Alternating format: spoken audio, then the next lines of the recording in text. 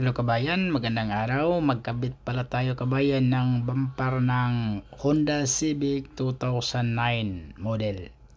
Bagong bumper yan siya kabayan, tinanggal ko na. So hindi ko na i-video pagtanggal. So kinabit na natin yan. Tayo lang nagkabit kabayan na, wala tayong kasama. So ingatan lang natin yung kabilaang side kasi baka masagi. Delikado pag masagi.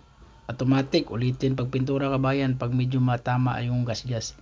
Pero pag okay lang naman, walang problema, i-retouch natin yan. Yan, ipitin natin sa kabila.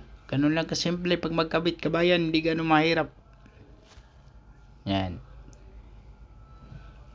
Medyo nahirapan tayo dun sa kabilang bracket.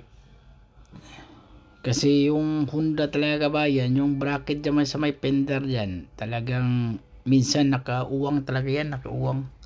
Hindi siya ganong maipit talaga, yung hindi katulad sa mga Hyundai na magandang ipit.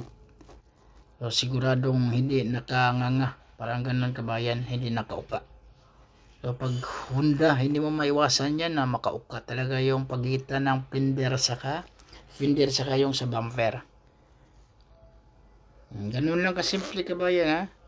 So, tapos titingnan din natin, siguradong isarado natin. Tapos bago natin ikabit yung ilaw bumper kabayan, i-check muna natin yung ilaw. Pero na-check ko na yung ilaw na yan. So, hindi ko na i-video. So, hindi ko yung ilaw, lahat headlight, tapos yung flasher, okay naman. So, kasi pag mayroong problema, so papalitan natin ng bago yon. Kasi kasama na yun siya kabayan. Tapos, tornilyo sa gilid. Yun lang naman siya kabayan, Phillips screw lang yan sa gilid siya pag Honda. Tapos sa baba, mga clip lang yan siya. Bihira lang yung kuhan dyan, 10mm yun sa kuhan, dalawa lang, apat kabilaan, dalawa. Tapos mga clip na yan siya.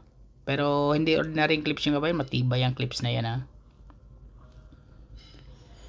Yan, Phillips screw. Tapos sa baba na tayo. Sa taas naman mayroon na, tapos na yan sa flower, dalawa lang yan sa taas. Tapos mga clips na yan siya sa cover doon sa taas. Sa pinakataas talaga.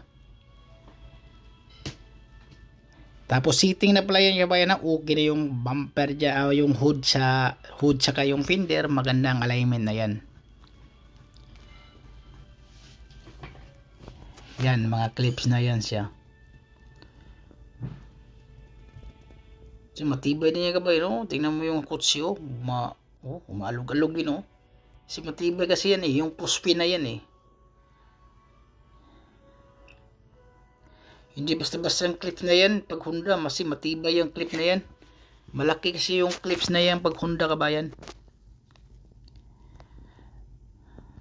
Tapos kabayan, huwag kalimutang mag-subscribe kabayan. Maraming salamat kabayan. So, ganun lang kasimple. So, kayang-kaya nyo na ito gawin sa sasakyan nyo kabayan.